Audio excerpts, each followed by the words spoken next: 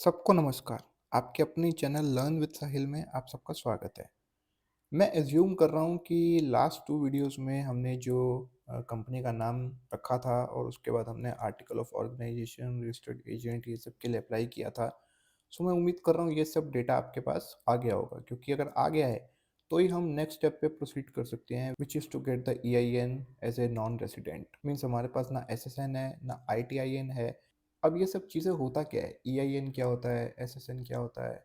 आईटीआईएन क्या होता है? तो मैं आपको आसान भाषा में समझाता हूँ, ख़ास करके अगर आप मेरी तरह इंडिया से ही हो तो आप बड़ी ईज़िली ये चीज़ समझ जाओगे। एसएसएन होता है सोशल सिक्योरिटी नंबर। जैसे हम इंडिया में रहते हैं, हमारे पास आधार कार्ड होता है, आधार नंबर। तो आधार नंबर की तरह जो हम इंडियन सिटीज़न हैं, तो हमारे पास ये हमारी एक नेशनल आइडेंटिटी है। उस तरीके से जैसे जो यूएस के जो लोग होते हैं, उनके पास होता है एसएसएन, सोशल सिक्योरिटी नंबर। तो ये एक तरीके से उनका आप आधार समझो, मतलब वो वहाँ पे रहते हैं, उनका नेशनल आइडेंटिटी एक ये है, जैसे हमारा ये रहता है।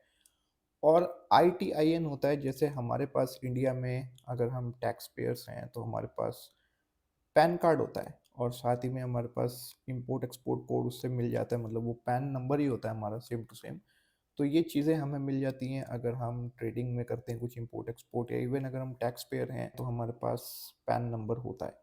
उसी तरीके से यूएस में अगर आप ये चीज़ सेम टू सेम अप्लाई करो तो आपके पास आईटीआईएन होता है। अब ये तो हो गई यूएस की चीज़ें, हम एसएसएन या आईटीआईएन हमारे पास दोनों ही नहीं है, क्योंकि हम तो as a non resident file कर रहे हैं। फिर आता है यहाँ पे, अगर हमको कंपनी एक बना रहे हैं हम, उसके हमको पेमेंट गेटवेज़ चाहिए, ये सब चाहिए, तो हमको ईआईएन यानी कि एम्प्लॉयी आइडेंटिफिकेशन नंबर, मतलब कंपनी का आपको, आई डोंट नो ये एक सही एग्ज़ाम्पल होगा कि नहीं, जैसे कंपनी का हमारे पास जीएसटी होता है, या ऐसा कुछ होता है ना जो हम कंपनी का वैलिडेट करते हैं और हमारे को पेमेंट गेटवे जैसे पेटीएम वगैरह मिल जाता है। तो उस तरीके से ये एक, अब मतलब ये बिल्कुल उससे मिलता-जुलता एग्ज़ाम्पल नहीं है, मैंने आपको एक रफली ब्रीफ देने के लिए एक आइडिया दिया है। तो इस तरीके से आप ईआईएन नंबर, यानी कि ईआईएन नंबर बोलना गलत होगा क्योंकि लास्ट एन ही नंबर है, तो एम्प्लॉयी आइडेंटिफिकेशन नंबर ये हमको मिल जाता है, और उसके बेसिस पे हम आगे की तरफ प्रोसीड कर सकते हैं। अभी ये एसएसएन और आईटीआईएन हो तो ज़्यादा आसानी से मिल जाता है, लेकिन इस वीडियो का ऑब्जेक्टिव ये है, क्योंकि ये एज ए नॉन रेसिडेंट मैंने सारी वीडियोज़ ये ध्यान में रख के बनाई हैं कि हम यूएस सिटीज़न नहीं हैं, तो हम ये चीज़ें कैसे कर सकते हैं। तो उसमें आज की वीडियो में यही देखेंगे कि हमारे पास एसएसएन भी नहीं है, आईटीआईएन भी नहीं है, फिर हम ये चीज़ कैसे कर सकते हैं। उसके लिए सबसे पहले आपको ये एक यूआरएल है जिसमें बेसिकली ये फॉर्म एसएस4 का एक टेम्पलेट है, जो आईआरएस यानी कि इंटरनल रिवेन्यू सर्विस से हमको मिला है, और हमको इसको सिंपली इन्हीं की वेबसाइट में रहते रहते इसको हमने एडिट कर लेना है। जैसे मैं पीडीएफ ओपन करता हूँ तो कुछ इस तरीके से ये एक टेम्पलेट मेरे सामने आता है एसएस4 का, application for employer identification number. तो ये फॉर्म हमको भरना पड़ेगा पूरा। ये एक्चुअली ये दूसरे पेज में तो कुछ है ही नहीं, ये पहले पेज में ही है मेन, जो हमको एंट्रीज फिल करनी है। और ये जितना बड़ा कॉम्प्लेक्स लग रहा है ये उतना ही आसान है, वो मैं अभी आपको बताऊंगा। नेक्स्ट स्टेप ये रहता है, ये भरने के बाद हमको फैक्स करना होता है इंटरनल रिवेन्यू सर्विस को, और ये हमारी डिटेल्स हैं बेसिकली। वो फैक्स करने के लिए हम जो इस्तेमाल करेंगे वो ये वेबसाइट है। फ्री में हो जाएगा फैक्स, इससे कोई प्रॉब्लम नहीं। 2-3 तरीके होते हैं, आप मेल भी कर सकते हो, आप उन्हें, अगर आपका वहाँ पे कोई रिलेटिव रहता है आप उसके थ्रू भी पहुँचा सकते हो, लेकिन ये सबसे आसान और इंडिपेंडेंट तरीका है, और इससे थोड़ा-सा जो मतलब नॉन रेज़िडेंट्स को थोड़ा जल्दी भी मिल जाता है ये, क्योंकि ये उनके लिए एक कॉम्पैटिबल मेथड है। तो ये फॉर्म को सबसे पहले भरते हैं, फिर मैं आपको आगे की स्टेप्स बताता हूँ। सबसे पहले ये आता है लीगल नेम, ये हमसे पूछ रहा है लीगल नेम ऑफ एंटिटी। यहाँ पे हमको डाल देना अपनी कंपनी का नाम, जो हमने लास्ट वीडियो में आर्टिकल ऑफ ऑर्गेनाइजेशन फाइल करते वक्त हमने एंटर किया था। ये आ गया कंपनी का नाम। ट्रेड नेम ऑफ बिजनेस, अगर ये इस कंपनी के लीगल नेम से डिफरेंट है तो ही आप यहाँ पे कुछ अलग नाम दोगे, नहीं तो आप इसे इग्नोर कर सकते हो। और executor, administrator, trustee, care of name, ये आप ब्लैंक छोड़ सकते हो अगर आप किसी और के बिहाफ पे नहीं भर रहे तो। मतलब अगर आप ही एडमिनिस्ट्रेटर हो, आप ही एग्जीक्यूटर हो, तो आप इसे ब्लैंक छोड़ सकते हो। मेलिंग एड्रेस में वो एड्रेस आएगा जो हमने रजिस्टर्ड एजेंट का बाय करा। आपने अगर पिछली वीडियो नहीं देखी तो ये मिस मत करना, क्योंकि ये एक स्टेप बाय स्टेप एक प्रोसेस है जो हमने प्रोसेस के लिए एक अलग से वीडियो किया था। तो अगर आपने इसकी सीरीज को सीधा मिस कर दिया या ये चीज़ें अगर आप ऑलरेडी जानते हो, that's well and good. Otherwise crack से अगर आप ये चीज़ देख रहे हो तो एक बार मैं सजेस्ट करूंगा कि आप सारी वीडियोस देखो, तभी आपको समझ में आएगा। मेलिंग एड्रेस में ये वाला एड्रेस मैंने ऑलरेडी सेव करके रखा हुआ है। तो इसने एक बार फॉर्मेट देख लेता हूँ, इसने किस फॉर्मेट में मांगा है। स्ट्रीट, हाँ, इसने यहाँ तक मांगा है।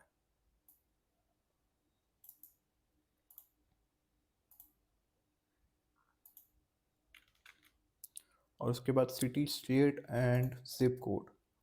तो ये आ गया city state and zip code. और ये मांग रहा है कंट्री एंड स्टेट। तो कंट्री है हमारी, ऐसे लिख देते हैं I guess, country and state मांगा इसने। तो यूएस, योमिंग।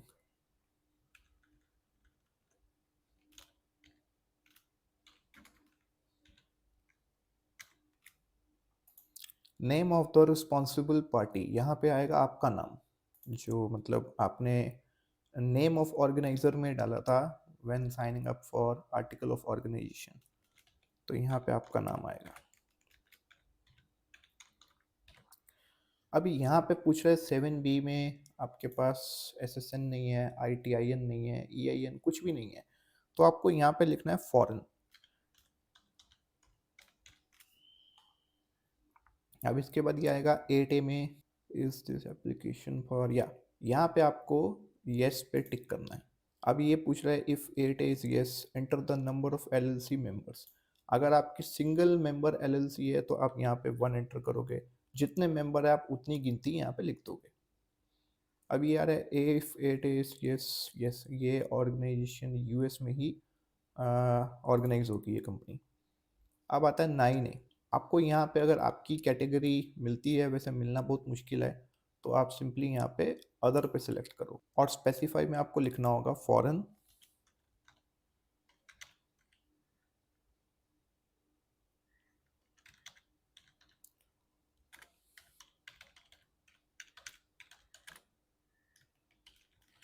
ये आपको लिखना होगा foreign on single member LLC, इसी तरह से।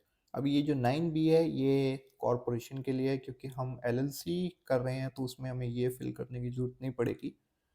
तो आप आते हैं सीधा 10 पे, रीजन फॉर अप्लाइंग। यहाँ पे आपको चेक करना है स्टार्टेड अ न्यू बिजनेस।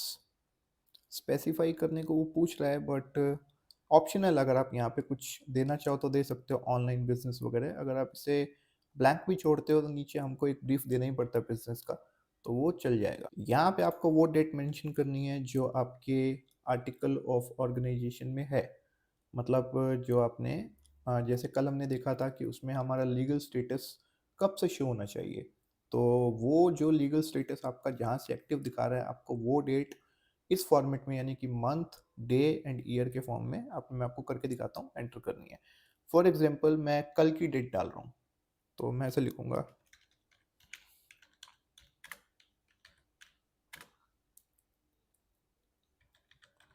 इस तरीके से।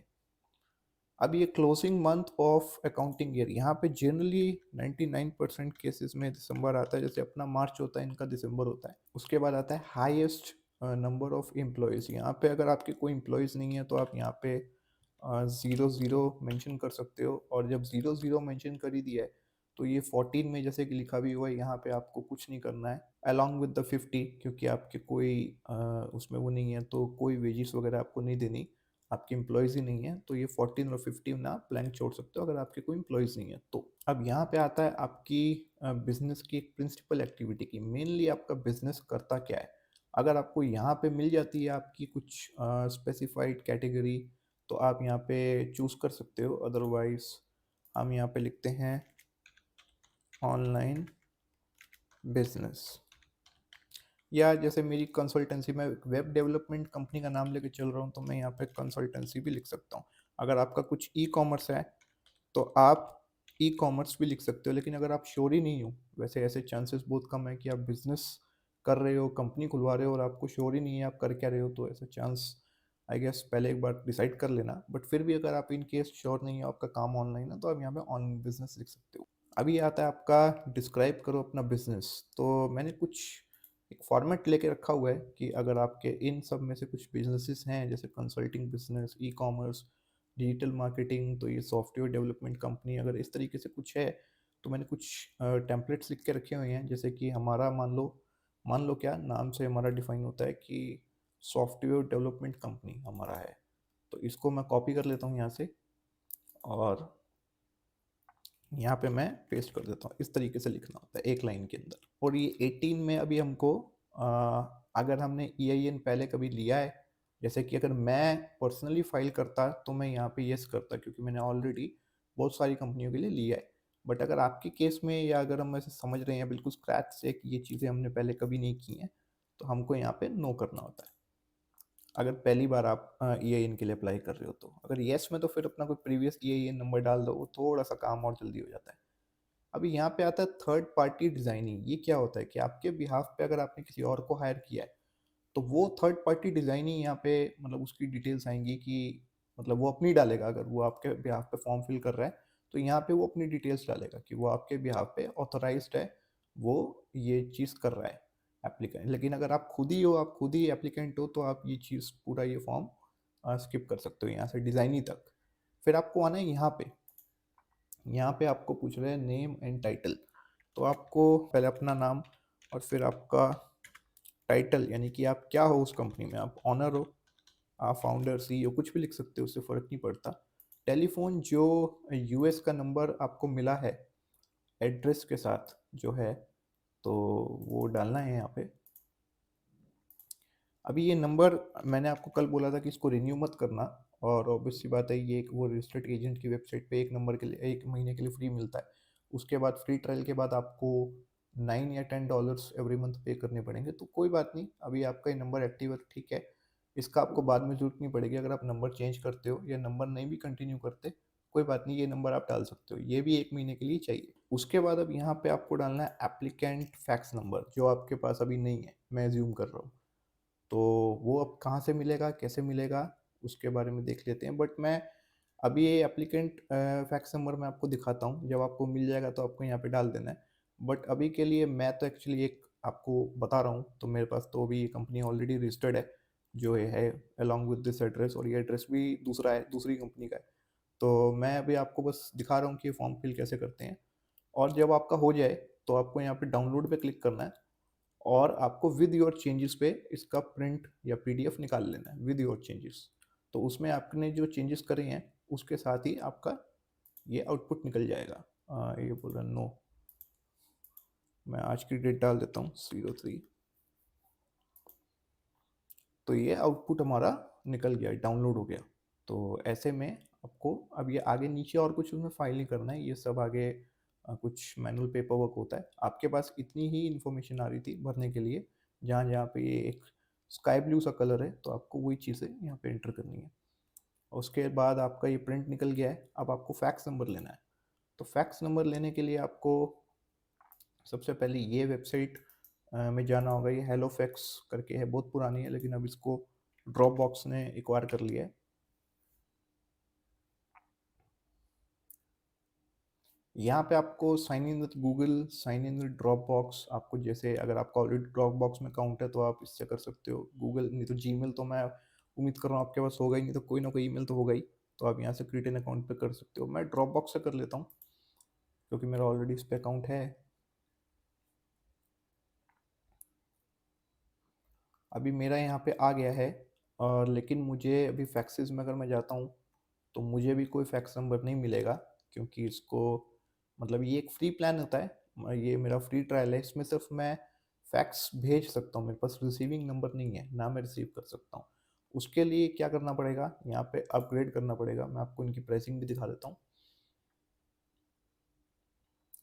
प्राइसिंग दिखा देता हूँ मीन्स आपको कुछ देना नहीं है, बस आपको दिखा देता हूँ। आप देखो यहाँ पे फ्री प्लान मेरा ऑलरेडी एक्टिव है। इसमें मेरे पास सेंडिंग का तो है, लेकिन रिसीविंग का मेरे पास इसमें फैसिलिटी नहीं है। लेकिन इसमें है रिसीव फैक्सेस में मेरे पास ये, अगर मैं $10 का ये प्लान एक्टिवेट करता हूँ जिसका फ्री ट्रायल है, मतलब ये आपको लेना नहीं है, $10 देने नहीं है। हाँ, ये आपसे आपकी क्रेडिट कार्ड की डिटेल्स माँगेंगे, मैं आपको दिखा ही देता हूँ ये साइन अप करके। 1 आध डॉलर मेरे ख्याल आपके कार्ड से कटेगा और वो वापस आ जाएगा, रिफंडेबल होता है। उसके बाद अगर आप 1 महीने के अंदर-अंदर ही कैंसल कर देते हो, तो आपके पैसे नहीं कटेंगे। तो ये स्टार्ट फ्री ट्रायल पे जाते हैं।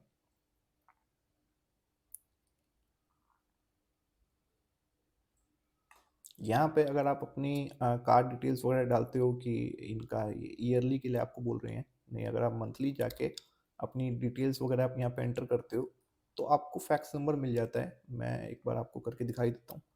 Will assign U A fax number in the area code you selected, United states. और यहाँ पे हमको सेलेक्ट कर लेना है जो हमारा एरिया कोड जो है, योमिंग, जिसके लिए हम वो कर रहे हैं, अप्लाई कर रहे हैं। उसके बाद यहाँ पे मेरे को 2 मिनट दीजिए, मैं अपनी कार्ड डिटेल्स डाल देता हूँ।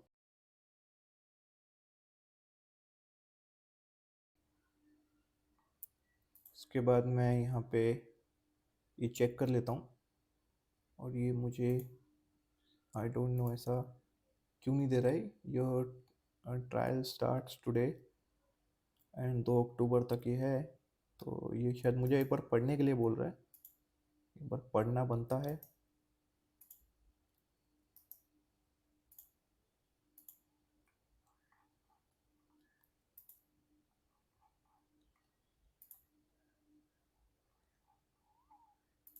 इसको बोले हमने पढ़ लिया है। आई डोंट नो यहाँ पे बटन क्यों नहीं आ रहा है, मैंने कुछ ऊपर छोड़ तो नहीं दिया। हाँ, एरिया कोड, हाँ यही मैंने मिस कर दिया था। योमिंग सेलेक्ट किया तो इनकी एक हिडन इनपुट फील्ड थी, वहाँ पे एरिया कोड सेलेक्ट करना था। तो 307 ये अपना एरिया कोड रहता है। तो अभी ये हमारा स्टार्ट फ्री ट्रायल पे, हाँ मैं यहाँ पे क्लिक करता हूँ तो मेरा फ्री ट्रायल एक्टिवेट हो जाएगा, कि हमने बेकार में पेजेस खोल दिए।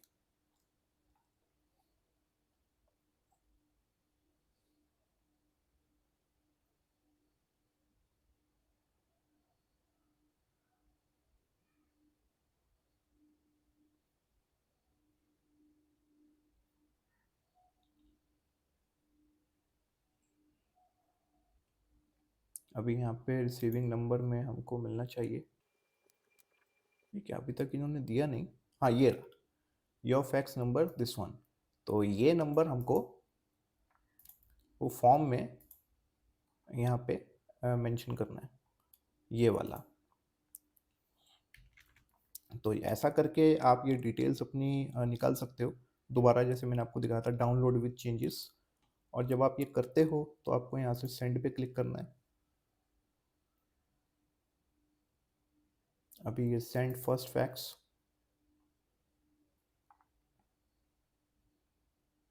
अभी देखिए यहाँ पे मैं आपको सबसे पहले तो अपलोड क्या क्या करना है, आपको फॉर्म SS4 जो आपने भरने के बाद जो प्रिंट निकाला है, आपको वो अपलोड करना है। साथ में अपना आर्टिकल ऑफ ऑर्गेनाइजेशन, जो आपको लास्ट वीडियो में मैंने दिखाया था कि योमिंग बेस वाली वेबसाइट से हमने निकाला था, मतलब कंपनी फाइल करी थी, तो उसका आर्टिकल ऑफ ऑर्गेनाइजेशन आपको यहाँ पे करना है। और उसके बाद आप अगर ज़रूरत पड़े, आपके पास पासपोर्ट वगैरह कुछ होगा, तो उसका भी एक सॉफ्ट कॉपी PDF यहाँ पे अपलोड कर देना। इन चीज़ों से थोड़ा सा जल्दी हो जाता है, वैसे इसमें नॉर्मली 4 हफ्ते भी लगते हैं कभी कभार, मतलब 1 महीना। लेकिन ये जनरली अगर आप ये चीज़ें अपनी सबमिट करते हो अच्छे से, तो आपको 14-15 दिन के अंदर अंदर मिल जाता है। उससे भी शायद पहले मिले, मुझे तो एक बार 7 दिन में मिल गया था। तो जल्दी मिल जाता है, मतलब इसमें इतना टाइम नहीं लगता है। और इसका एक फॉर्मेट होता है, जब आप यहाँ पे फाइल्स अपलोड करोगे, नेक्स्ट पे जाओगे, तो आपको मैं एक फॉर्मेट दिखा देता हूँ आपको, एक कवर लेटर बेसिकली। तो ये मैं आपको डिस्क्रिप्शन में दे भी दूंगा। यहाँ पे ये कवर लेटर की शेप में आप डाल देना कि ये इनकी डिटेल्स है, ये आपकी डिटेल्स हैं। यहाँ पे आपको अपना नाम, LLC नेम, जो आपको ड्रॉप बॉक्स का, ड्रॉप फैक्स का मिला है फैक्स नंबर, वो डालना है। यहाँ पे आपका फ़ोन नंबर जो आपने US कंपनी से वो किया है, और यहाँ पे वो ईमेल आपका नहीं, जो आपकी रजिस्टर्ड एजेंट की डिटेल्स है, क्योंकि उस पर आएगा वो आपको देगा। तो यहाँ पे आपका नहीं आएगी चीज़ें, उसकी डिटेल आएगी। नाम आपका अपना आएगा, मतलब योर नेम में आपका नाम आ जाएगा। और लेकिन जो डिटेल्स आएंगी, फ़ोन नंबर, ईमेल, ये आपको उसकी डालनी है, एजेंट की, जो फॉर्म के अंदर है, SS4 के अंदर। बस यहाँ पे ये मैसेज को एज इट इज़ रहने देना। यहाँ पे जो प्लेस होल्डर्स हैं, यहाँ पे आप अपनी डिटेल्स एंटर कर देना। और उसके बाद बाकी ऐसी, अगर आपका मेरे जैसा ही है सेम टू सेम, तो आप इसी तरह से रहने देना, और एक कवर लेटर बना के सेंड कर देना। थोड़ा सा इन चीज़ों से प्रोसेस जल्दी होता है, थोड़ा प्रोफेशनल लगता है, तो थोड़ा-सा आपको जल्दी मिल सकता है। और अगर इन केस नहीं मिलता है आपको, तो ये इनका आईआरएस वालों का नंबर रहता है, इस पे कॉल करके आप पूछ सकते हो कि अगर आपको अ, 1 महीना वेट कर लिया तब भी नहीं मिला है, तो आप यहाँ पे कॉल करके पूछ सकते हो। वैसे ऐसे कम चांस होते हैं, बट अगर आपके डॉक्यूमेंट्स में ही कुछ कॉम्प्लिकेशन है, कुछ है, तो एक बार अटक जाता है कभी-कभार, तो आपको कॉल करके ये नंबर भी डिस्क्रिप्शन में आपको मिल जाएगा। ये सारी डिटेल्स मैं आपको दे दूँगा एक्सेप्ट दिस फॉर्मेट, ये मैंने आप लोगों के लिए लिख के रखा था कि आपको अगर कन्फ्यूज़न ना हो तो। ये सब डिटेल्स मैं आपको सारे लिंक प्रोवाइड कर दूँगा। और साथ ही मैं आपको ये बता देता हूँ सबसे इम्पोर्टेंट चीज़, जब आपने फैक्स भेज लिया और अब मान लो आपको ईआईएन भी मिल गया, तो आपको क्या करना है, जैसे मैंने बोला था ये फैक्स फ्री है, लेकिन ये फ्री रहेगा नहीं अगर आप ये सेटिंग नहीं करते तो, क्योंकि आपने कार्ड लगा दिया है और ये बिलिंग में जाके आपको ये चीज़ कैंसिल करनी होगी।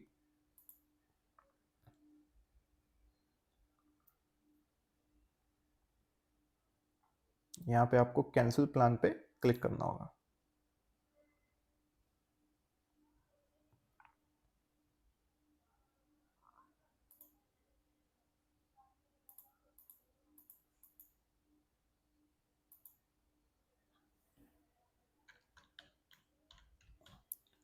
मैं यहाँ पे कुछ भी डाल दे रहा हूँ, टेस्टिंग और कंफर्म कैंसिलेशन। तो आप देख सकते हो ये मेरा कैंसिल हो गया, अभी मेरा कोई पैसा डिडक्ट नहीं होगा और जो $1 मेरे कार्ड से कटा था वो भी वापसी आ गया। तो इसमें एक तरीके से हमको फ्री में फैक्स नंबर मिल जाता है। तो यही इसका मतलब वेबसाइट का, मैंने इसलिए इस वेबसाइट का लिंक आपको दिया। बहुत सारी हैं, कुछ अनप्रोफेशनल भी हैं, तो लेकिन इससे इन चीज़ों से करते हो तो थोड़ी-सी आपकी ट्रैकिंग आसान हो जाती है, आपको दिखाई देता है, आपके इंटीग्रेशंस होते हैं, तो वो सब पे थोड़ा-सा सिंगल साइन ऑन वगैरह से काम आसानी से हो जाता है। सो यही पूरा प्रोसेस होता है ईआईएन वगैरह अप्लाई करने का।